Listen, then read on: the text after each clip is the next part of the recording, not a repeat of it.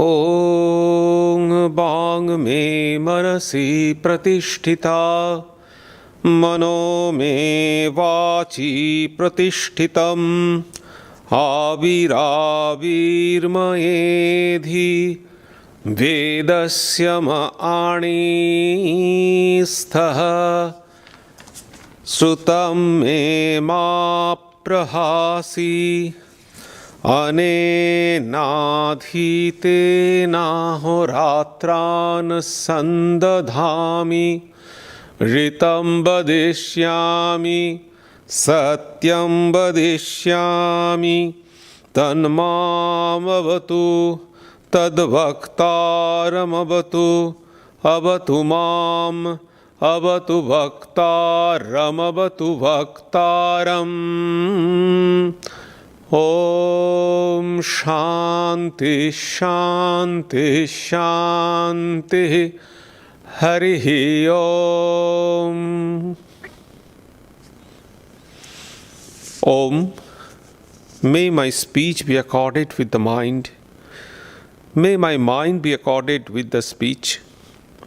O self-effulgent one Brahman, reveal thyself to me. May you both, speech and mind, be the carriers of the highest truth to me. May not all that I have heard depart from me. May I be able to join day and night through this study. I shall utter what is verbally true. I shall utter what is mentally true. May that Brahman protect me. May that Brahman protect the teacher. May that protect me. May that protect the teacher. Om. Peace, peace, peace be unto you all.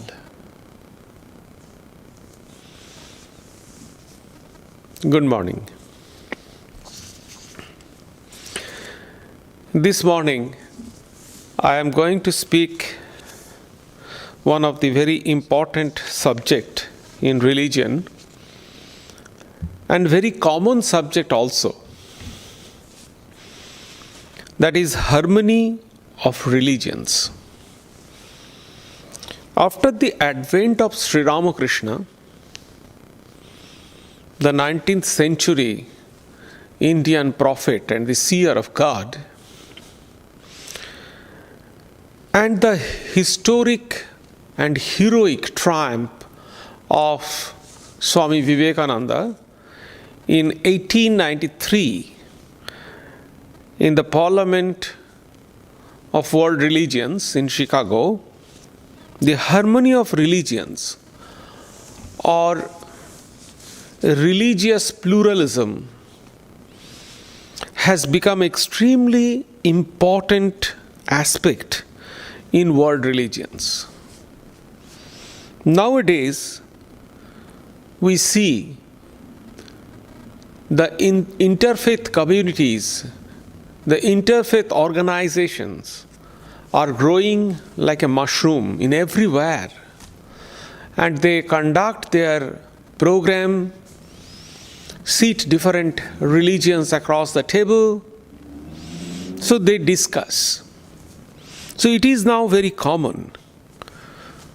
But what are they aiming at? What is harmony of religions? We talk about that. We know the importance of harmony of religions. But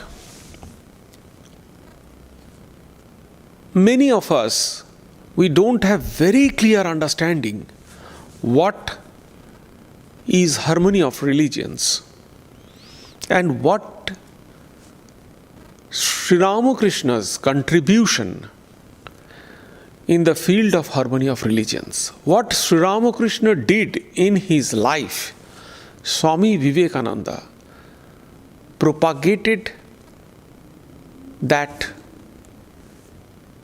experience of Sri Ramakrishna. So he propagated what Sri Ramakrishna experienced. Let us see. There are three types of harmony. What is harmony? How can we harmonize different religions? Just think, there are thousands and thousands of different religions, folk religions. There are different, so many religions, so many cults, so many faiths are there throughout the world, ancient and modern. And it is growing. Different views, different schools. So if we think we can harmonize it in very common sense, we can harmonize it in three ways. Number one, we can take all the good points, all the good things, all the good practices from all the religions, and we combine it just like a salad. In salad what we do? We take the leaves, we take the vegetables, we take the fruits, and we mix together in a bowl. Everything is intact. So it is a mixture. Just we mix it. So this kind of mixture, each religion, they maintain their distinct identity, but they mixed, they come forward and they sit together. So this kind of salad kind of mixture combines the doctrines. This kind of mixture in technical term, it is called eclecticism. So it is a complete mixture, salad kind of thing. It is eclecticism. Then another kind of mixture is there. That is kind of cooking. What we do in cooking, we just put so many vegetables, so many ingredients, we cook it. And individual entity lost their identity and a new thing come out. After cooking, a new thing come out. So it is not at that time the vegetable or the different ingredients, but a complete new thing. So that kind of thing, all religions, the good things of all religion, good practices of all religions, it makes a new thing evolved. So that kind of harmony, a cooking kind of harmony, it is called synthesis. So this is a synthesis kind of harmony. Another kind of harmony is there, that is called syncretism. So syncretism is this kind of harmony. All different kinds of religions, they come together, they combine, but there is an underlying unity. All are connected in an underlying unity, a kind of garland. A garland, different kinds of flowers, red, blue, white, and different fragrance. But they are connected with an underlying thread. So thread is connecting each flower. So that garland kind of thing, which is called syncretism. So this is a syncretism kind of harmony. Sri Ramakrishna actually propagated this garland kind of harmony, the syncretism.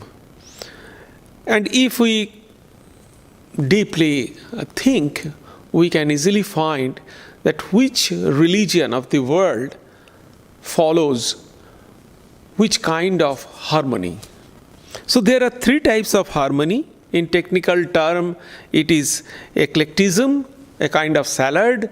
It is a synthesis, a kind of cooking, and a synthesis, a kind of garland. So these three types of harmony we can find. It is not that in Indian philosophy, the concept of harmony was not there. From Vedic age, we find this concept of harmony of religions. The great dictum in Veda, Ekam Sad Vipra Bahudha Vadanti. The truth is one, sages call it by different names.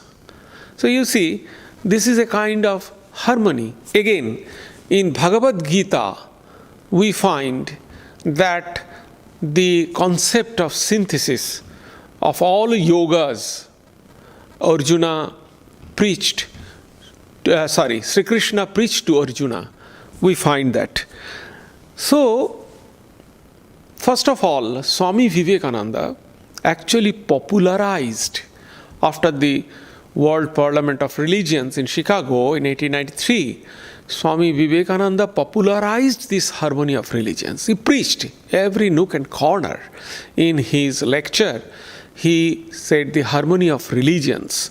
So he popularized that. And he popularized what kind of harmony of religions?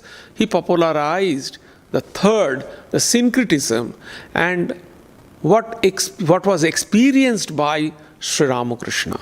He preached that kind of harmony of religions. Secondly, the harmony of religions that has been referred in Veda, Ekam Sadvi Prabodha Vadanti, truth is one, and then in Bhagavad Gita, those were actually used like religious liberalism or kind of tolerance.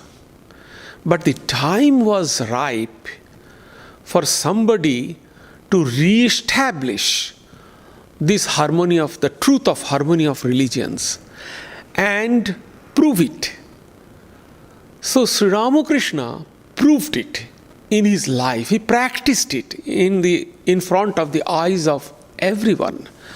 And he re-established, re-authenticated, reproved the principles of harmony of religions.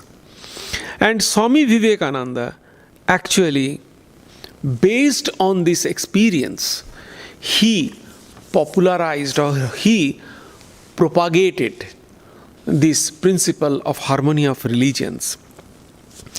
In his reply to the reception in Calcutta after returning from United States from his first visit, what Swami Vivekananda said in Calcutta reception after returning from his first visit to the United States.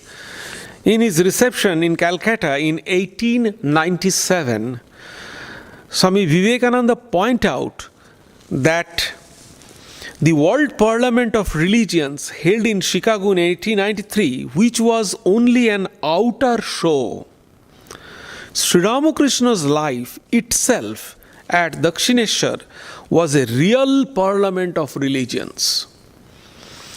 In his words, I quote, "Here, in sight of the city, had been living a man whose whole life was a parliament of religions, as it should be."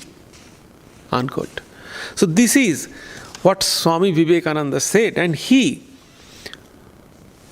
disseminate Sri Ramakrishna's teachings on harmony of religions. Let us see what Swami Vivekananda taught to the world and what are the findings of Sri Ramakrishna in harmony of religions.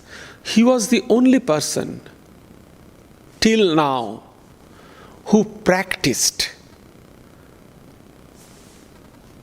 in this world all types of religions and attained the highest experience through all the paths.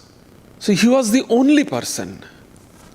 And he authenticated and he said, all paths lead to the same goal. So all religions are true. However, there are harmony of religions can function in three dimensions: the social dimension, the doctrinal dimension, and the spiritual dimension. The interfaith we see. I asked actually one of the very prominent and very famous interfaith group based in San Francisco. I asked the director of that group, what is the main essence of your harmony of religions? What you do? What is your objective? And he explained me what they actually want to see as a harmony of religions or interfaith, at the end product of interfaith. He explained, but I was not impressed, because I found that they are doing harmony of religions on the social aspect. There are three aspects, three dimensions of it: the social dimension, the doctrinal dimension, and the spiritual dimension. Harmony of religions means harmony among all these three dimensions. And Sri Ramakrishna, in his spiritual life, he practiced in person all these three levels, and he found the experience, he got the experience, and he delivered that to the world. And Swami Vivekananda broadcasted it to the world. So what is the social level harmony of religions? This is the most difficult and most problematic dimension of harmony of religions, because the social harmony of religions, in social dimension, it includes customs, festivals, rituals, practices, all kinds of external things, what we can practice, the rituals, all kind of these things. And it is very difficult to harmonize. Hindus are practicing some kind of rituals. Christians are, Catholics are practicing some different types of rituals. Protestant, then there is inter-religious harmony and intra-religious harmony. The harmony among the single religion. As for example, in Hinduism, we find there are different schools: Shaivism, Shaktaism, Tantra, then Bhakti, then non-dualism, then qualified monism. There are different types, different schools, different philosophies. So intra-religious harmony and inter-religious harmony. So inter-religious harmony between Hinduism and Christianity and Muslim and Buddhism. So this is the inter-religious harmony. Then there is intra-religious harmony. Harmony inside one single religion. So these are the harmonies. Everything Sri Ramakrishna did, and Sri Ramakrishna experienced, and Swami Vivekananda broadcasted those principles, those teachings. So in social level, religious harmony is that it is caste, creed, and all this kind of thing. And you know, it is very difficult to harmonize this kind. And this kind of harmony is not a salad kind of harmony, you know. So just put together. It is not possible to intermingle or to just infuse. Now there are so many infused music, you know, infused music. So Western music is infused with Hindustani music, so they are infused. But religion is not kind of that. A priest cannot perform infused kind of worship, you know, while a part of the worship in Hindu rituals and part of the worship in Muslim or Islam kind of rituals, or some part of Christian or Catholic kind of rituals, it is not possible. It cannot be infused kind of thing.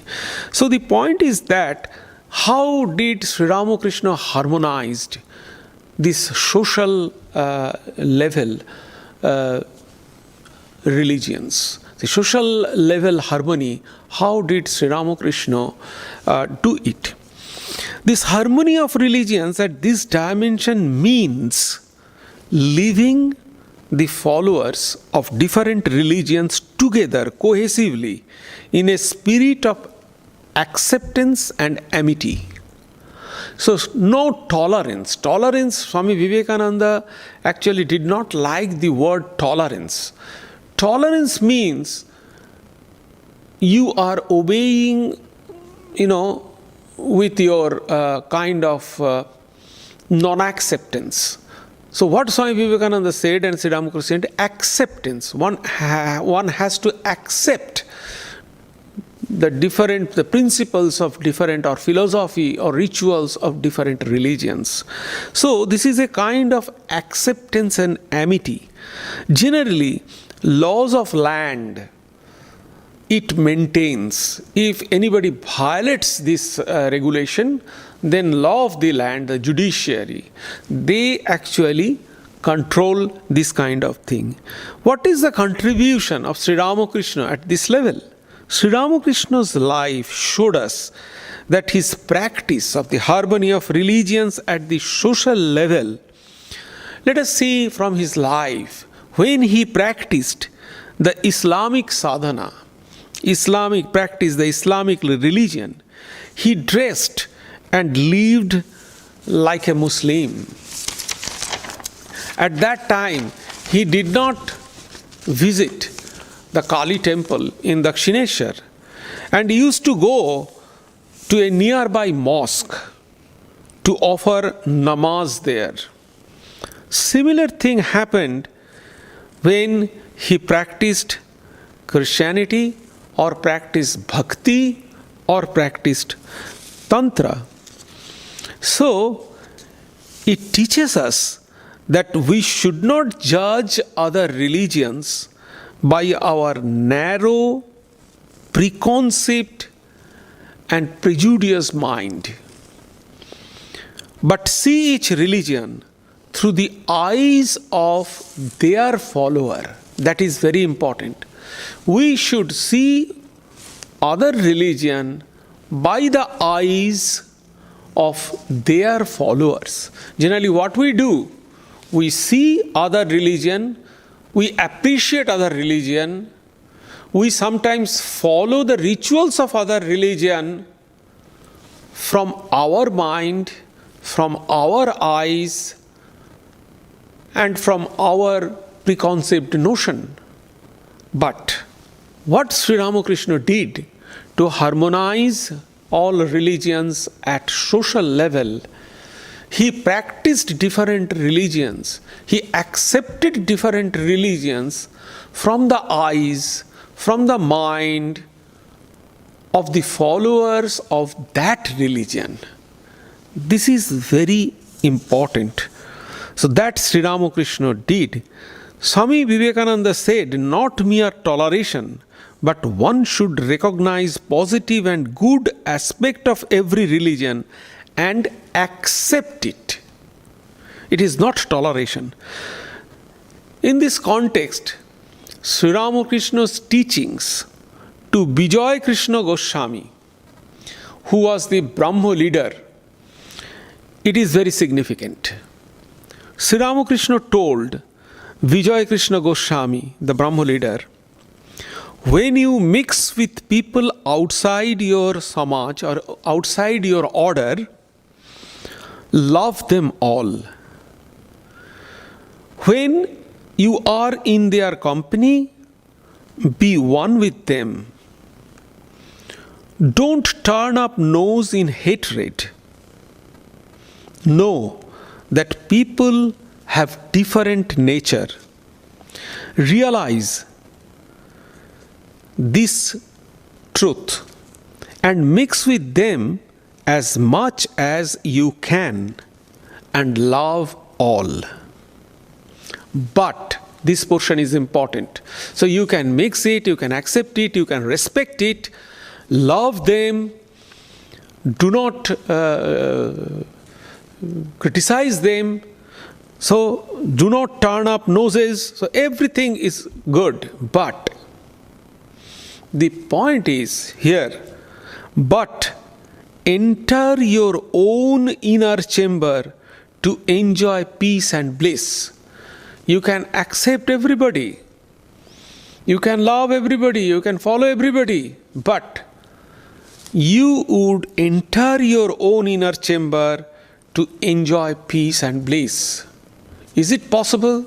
Is it possible a person that, is it not a kind of dual characteristics that you are accepting everybody but inside you are following your own religion, you accept outside? Don't you think it is a kind of contradictory thing?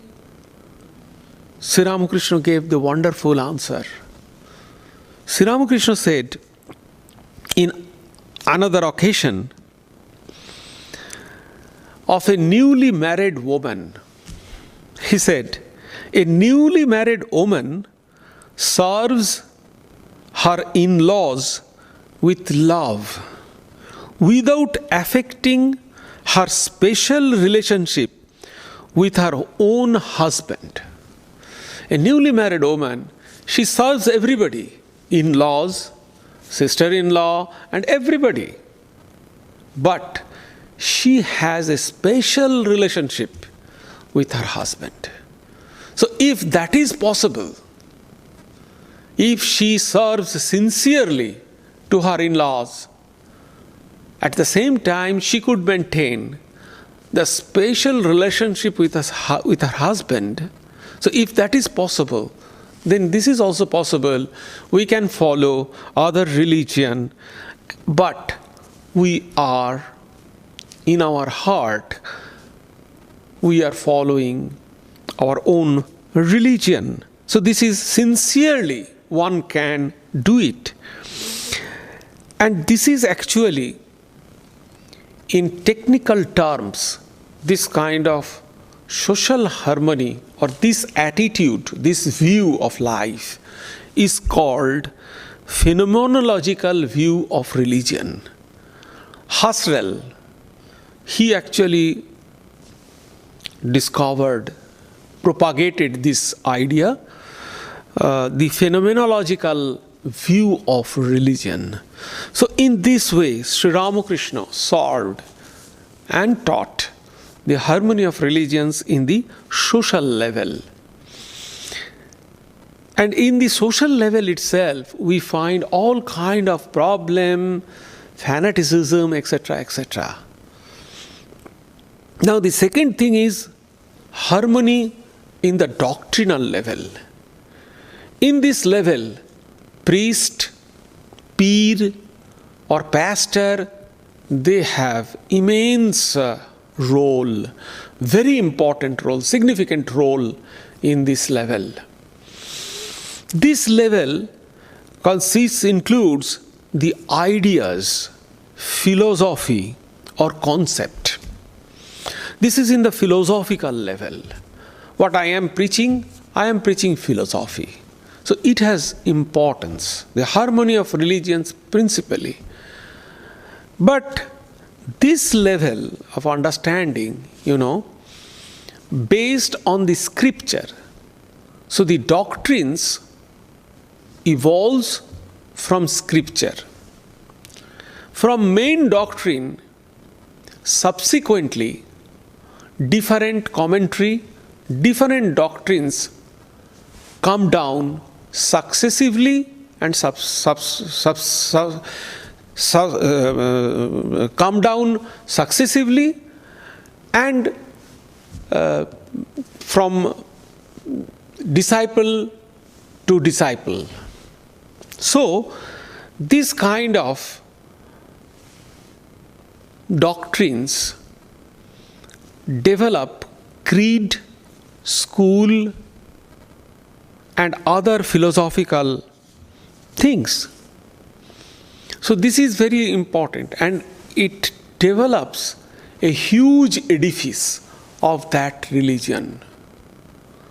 So successively it comes down, and different commentary develops different commentaries, commentary of the commentaries, which we can find in Bible, which we can find in Hinduism.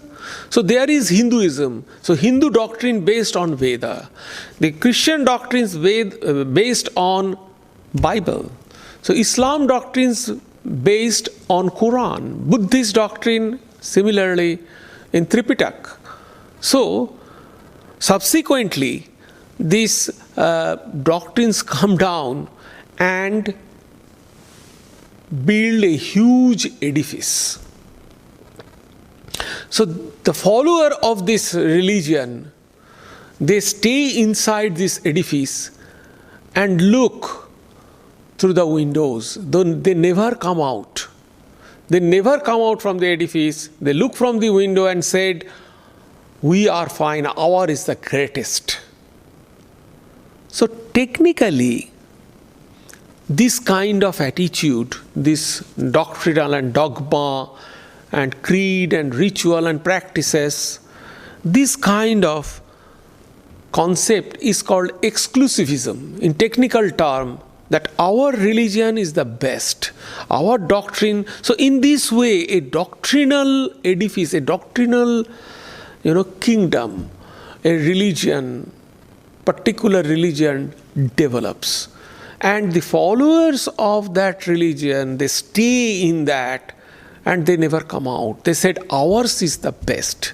So this is exclusivism. In technical term, this is called exclusivism. Now, those are little flexible. They say that no, it should not be. Other religions are also good and also true. But what other religions are practicing, we practice the same thing in a very better way, in a unique way, in a better way. And actually, what we practice, they also practice. We have extra some things. We are way good things. So these religions are under us. So what they are practicing, we are also practicing. Our is the best one, although there is also good. Theirs are not bad, theirs are also good, but our is the best. So this kind of view is called inclusivism. In technical term, this is called inclusivism. So there are this kind of inclusivism in doctrinal. Our doctrine is the best, our philosophy is the best. Others are also good, but our is the best. They are better, but our is best. So this attitude is called inclusivism. Then another thing is there. It is said that what Sri Ramakrishna preached, as many religion, so many paths. All religion are equally true. It is not that ours is best and yours is better. All religions are true and leads to the same goal. This kind of attitude that Sri Ramakrishna preached, he said, it is called pluralism. The religion of the world gradually accepting this pluralism. So, Sri Ramakrishna preached this pluralism.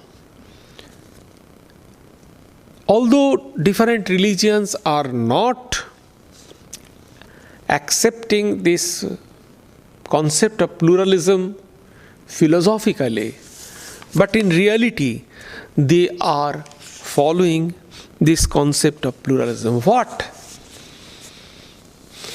are the teachings pluralism says? What are the findings? What pluralism says? Pluralism says the ultimate, what Sri Ramakrishna said, ultimate reality is only one. People call it in various names. He gave example. Ram is a person, but he has infinite numbers of names. Somebody call it Sham, somebody call it Hari, somebody call it John, somebody call it Jim. There are thousands names. But he is a one. He is one person. He has thousands names. So ultimate reality, ultimate findings is one. But it has different name. He gave the example of that. There is a lake and it has number of ghats, number of sides from where people take water. So the Hindu, from where Hindu calls it jal, Christian calls it water, Islam or Muslims they call it pani, and the Parsis they call it aqua. So different names, the substance is same. So one ultimate reality, it has different names. And each religion, they take the aspirants to the same goal. This ultimate reality, the goal, is transcendental. One cannot realize it in ordinary senses. This is transcendental. It is beyond our senses. One can experience it by following specific spiritual practice. So the interfaith, so the harmony of religions, what we talk, without experiencing this thing, what we talk, only a kind of coexistence. It is not the experiential level, it is not in a very, from the foundation, from the bottom of our experience, we are not discussing this harmony of religions. These are only theories, only words. But what Sri Ramakrishna did, what Swami Vivekananda preached, that had some kind of foundation, the experiential foundation. So that is actually this doctrinal level, what we can do. So this is the ultimate goal, one that Sri Ramakrishna realized, and he preached it, and we know it, and we believe it, we have the conviction. So this ultimate reality, dogmas, customs, rituals are only secondary details. These are only external shell, external kind of skin. But the kernel, the nucleus, is one. And that can be experienced in the transcendental level. Spiritual practices instructed by different religions are all true. They are not contradictory, but complementary. And here, these are all opinions. He says, as many faiths, so many paths. As many minds, so many paths. Each one should have one religion. And each religion is true. Each religion takes us to that absolute one, which we can have at the experiential level. He gave the example. So what we are discussing is not the clear picture of the absolute. It is not clear picture of God. Your God is one type, my God is another type. So it is our conception. So although we are worshipping the same God, but in our experiential level, my God is one, your God is different, although it is the same God we are worshipping. So he gave the example that 6 blind men went to see an elephant. As they are blind, no man's knowledge of elephant is total because they are touching different limbs of the elephant and think that elephant is like that.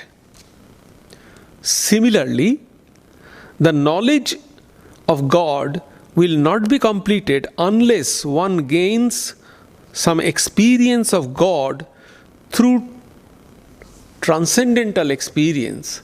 And who can practice all the religions, then only all the religions, and attain the absolute, attain the goal. Only he or she can say all religions are true. And Sri Ramakrishna did it. He practiced all the religions and he attained the goal through the path of all religions. So he had the authority to say, yes, all religions are true. For others are kind of partial, like the blind man. They experience, by touching, they experience what is the elephant.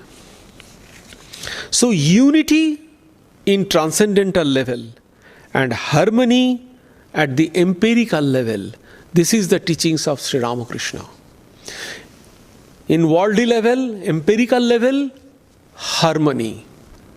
But at the transcendental level, unity. This is the teachings of Sri Ramakrishna.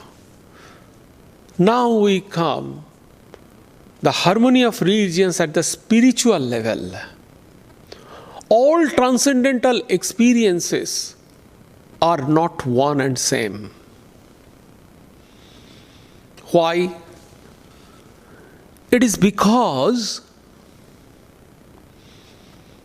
if a person worships Kali and another person is worshipping Krishna or Christ, do you think their experience is same? So one has the Kali experience, another has the Christ experience. How can it be the same? Do you think that mystical experience of Hindu Mira or the Christian Teresa or the Muslim Rabia are same? No, these are not same. Because in realization level, if we consider again Sri Ramakrishna's life, in realization level, Sri Ramakrishna saw Mother Kali, who is worshipping Krishna. He or she realized Krishna. So in the transcendental level also, all are not one. But why did Sri Ramakrishna say that there is unity in the transcendental level? He said it because he did not stop at that level. He realized Mother Kali. He realized Rama through the path of bhakti. He realized he followed all other paths and he realized the ultimate goal through all the paths. But after that, he practiced the Advaita sadhana. He did Advaita sadhana, the non-dual practice, under the guidance of Totapuri. And he had the absolute oneness without form and without these things. So, that is the absolute. And there he found that yes, all realizations are one. So the highest realization, please try to understand that. At the highest realization is non-dual. As a path, all are true. As a path, bhakti is true. As a religion, bhakti is true. But as a realization, the non-dual realization is the highest. By following the path of bhakti, one can attain non-dual experience. So even by following the path of bhakti, one will have the non-dual experience, when the devotee and the deity become one, united. So that's why Swami Vivekananda said, love unites. The highest love unites, become one. Devotee and the deity become one. So that is the non-dual experience. So experiential level, non-dual is the highest experience. But as a path, all paths are true. Bhakti also is taking us to that non-dual experience. Karma also is taking us to that non-dual experience. So this is very important to understand. What is the benefit of practicing harmony of religions? What should we practice? Why do we practice the harmony of religions? Is it necessary? We are not the preacher, we are not the the prophet. So why should we? Sri Ramakrishna did it. But why do we practice? Why should we practice the harmony of religions? I can practice my own religion. There is a benefit. Let me tell you a story. A poor rabbi once had a dream in which a Jewish sage asked him to go to a certain bridge where he would find wealth. The poor and old rabbi believed it, and he went to that bridge and found that a soldier was guarding that bridge. The soldier saw him and ultimately came to know about the dream of Rabbi. The soldier laughed and sarcastically told to Rabbi that a sage conveyed the soldier a message that gold is buried in Rabbi's kitchen itself, under the oven. So why this old fool rabbi is searching wealth in the bridge? The soldiers said to him, go to your kitchen and dig under the oven and you will find gold. It is completely sarcastically he said that. The old simple rabbi hurried back to his house, dug the ground under the oven and found a big jar of gold coin. In the same way, in harmony of religions, a person may need the revelation in other religions to understand the transforming power of the principle of his or her own religions. Sometimes other religions teaches us what is important, what is the jewels in our own religion. That's why practicing harmony of religions is important. And the same thing happened to Sister Nivedita. She was born in a very pious family. Her father was a pastor. And she was involved in our land with some religious movement. But still, she had some confusion. And then, when she came in contact with Swami Vivekananda, learned about Sri Ramakrishna's transcendental experience and learned about Sri Ramakrishna's all spiritual experience and his life,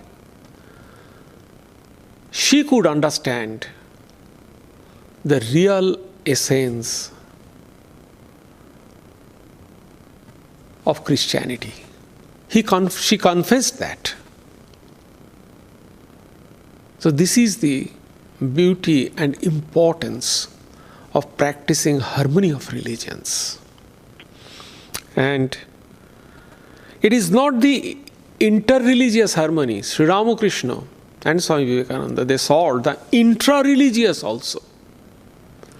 The conflict between monism and dualism, the conflict between Shaiva and Shakta, conflict between Bhakti and Jnana, the intra-religious harmony they did. It is called Veda. The same tree,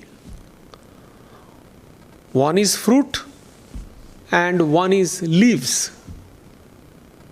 If we see the whole tree, the difference between all intra-religious conflict or difference between all inter-religious schools are only like this. The tree, leaves and fruits. The tree is one. A tree never fights among fruits and leaves and trees. So this is the conflict. This is the principle that Sri Ramakrishna gave of harmony of religions. Om sarve bhavantu sukhinah, sarve santu niramaya, sarve bhadrani pashyantu, ma kaschid dukkham apnuat, sarvastarotu durgani, sarvo bhadrani pashyatu, sarva sadbuddhim apnotu, sarva sarvatra nandatu, durjana sajjano bhuyat, sajjana shantim apnuat, shantamucchete bandhebhyo, muktaschanyan vimochayet. May all be happy. May all enjoy good health. May all see happy events. May all be freed from miseries. May all be freed from dangers. May all realize what is good. May all be actuated by noble thoughts. May all rejoice everywhere. May the wicked become virtuous. May the virtuous attain tranquility. May the tranquil be free from bondages. May the freed make others free. May the Supreme Spirit, the presiding deity of all sacred activities, be satisfied.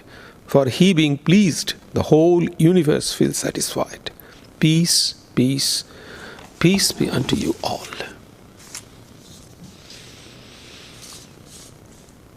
On next Sunday, we have the lecture at 11 o'clock virtually. The title is God is in everything and everywhere. God is in everything and everywhere. Swami Prasannatmananda will deliver the talk.